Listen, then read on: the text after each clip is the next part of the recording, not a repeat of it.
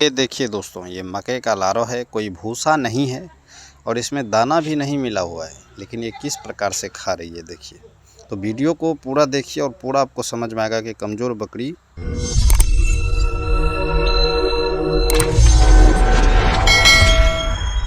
नमस्कार दोस्तों, मैं आशीष दिलवाले गोट फार्म में आपका स्वागत है। तो दोस्तों, आज हम बात करेंगे कि कमज़ोर से कमज़ोर बकरी को ग्रोथ में कैसे लाएं। आखिर ऐसा क्या खिलाएं जो वो ग्रोथ में आवे। तो खिलाने को हम कुछ भी कह सकते हैं आपको, या आप कुछ भी खिला सकते हैं, लेकिन वो खाए ही नहीं, खाए ही कम, तो क्या वो ग्रोथ में आएगा? बिल्कुल भी नहीं आएगा। अब बहुत सारा वीडियो देखे होंगे यूट्यूब पे, और बहुत सारा लोग बताते हैं गेहूं का ये खिलाइए, ये चोकर खिलाइए, ये खिलाइए, वो खिलाइए। ऐसा कुछ होता नहीं है। अगर बकरी कुछ भी भर पेट अगर खा रही है तो उसका ग्रोथ नीचा गिरने वाला नहीं है। कुछ भी भर पेट अगर खा रहा है उसका ग्रोथ गिरने वाला नहीं है।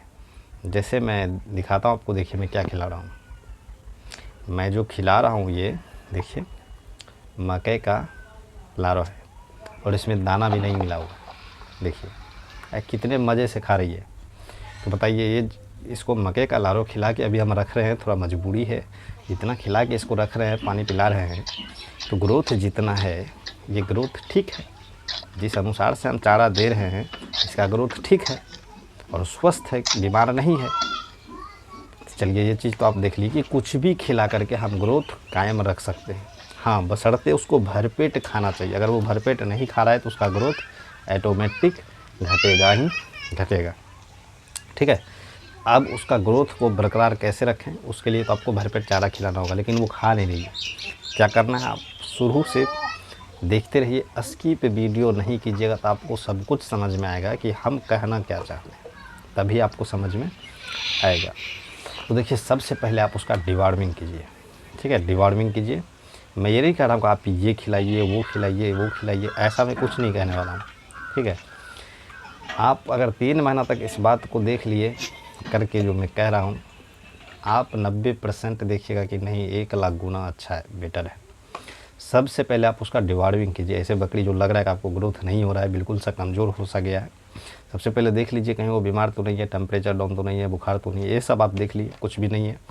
तब आप उस टाइम पे उसको डिवॉर्मिंग कीजिए। ये तो प्योराजॉन फोर्ट से कीजिए या फिर एल्बो मार से कीजिए। ये दोनों जो है, एल्बो मार से कीजिए। ये दोनों जो है 3 kg पर 1 ml देना है।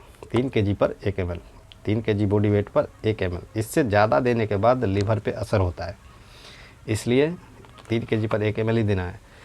10 kg पर आप 10 kg पर जो है 2 से 4 ml देना है। 3 ml दीजिए, 10 kg पर 3 ml दीजिए। ठीक है, उसके बाद ये तो आप समझ गए, 3 kg पर 1 ml ये दे दिए। 48 घंटा के बाद हर एक बात आप समझते जाइएगा, ये नहीं कि बस हम बोलते जा रहे हैं, आपको कुछ घुसा ही नहीं। ठीक है, ये डिवॉर्मिंग आप कर दिए। उसके बाद क्या कीजिए, 48 घंटा बाद, 48 घंटा बाद जो है ये लिवजाइम है, लिवर टॉनिक, ये आप ज़रूर पिलाइए। कम से कम 15 दिन तक इसको पिलाइए। उसके बाद वो चारा खाना ऑटोमेटिक स्टार्ट कर देगी, ऑटोमेटिक चारा खाना स्टार्ट कर देगी। अगर आपको लगे कि अभी भी चारा कम खा रही है, ठीक है, अभी भी लगे कि चारा कम खा रही है, तो फिर से नीलजॉन से कर दीजिए डिवॉर्मिंग। 4 kg पर 1 ml नीलजॉन डिवॉर्मिंग कर दीजिए उससे। और डिवॉर्मिंग करने के बाद फिर आप उसको 10 दिन ये दीजिए। चारा ऑटोमेटिक वो ज़बरदस्त खाने लगेगी। आपको 2 से 3 महीना में दिखने लगेगा कि नहीं, पहले से 1 लाख गुना बेटर है। इतना आप कर लिए, इतना पिला दिए। जब वो चारा बहुत अच्छा खाने लगे कि नहीं, अब ठीक है, पहले से 1 लाख गुना बढ़िया है, बहुत अच्छा लग रहा है, तो उस टाइम आप एक अल्फ़ा क्रिक ड्रॉप लाइए। ये अल्फ़ा क्रिक ड्रॉप लाइए और ये आप 10 बूंद सुबह, 10 बूंद शाम, 10 बूंद दोपहर, सप्ताह में 3 से 4 दिन उसको पिलाइए। अगर इस तरह से आप 1 महीना तक कर लिए तो आपको ऐसा वो दिखने लगेगा कि कहिएगा कि नहीं, इसमें जान आ गया। बाकी आप क्या खिलाते हैं, घास खिलाते हैं, बाजरा खिलाते हैं, वो कोई मैटर नहीं करता है। हरा चारा देते हैं, दाना देते हैं, भूसा देते हैं, कोई मैटर नहीं करता है। बस वो भरपेट खाना चाहिए। भरपेट खाने के लिए तो आप कुछ ना कुछ करते होंगे, चारा में दाना मिलाते होंगे या हरा चारा कहीं से लाते हैं, चारा तो सब खिलाते हैं, लेकिन वही फिर भी कमज़ोर हो जाता है। क्यों? क्योंकि वो कम खा रही है, इसीलिए कमज़ोर हो रहा है।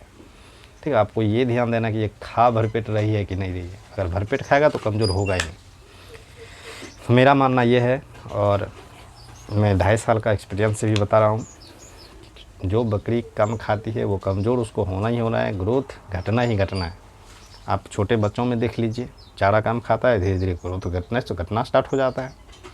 इस चीज़ को अगर आप नहीं देख सकते हैं, फिर आप यूट्यूब वाला आपको बताएगा कि आप ये खिलाइए, ये खिलाइए, ये खिलाइए, ऐसा कुछ है ही नहीं।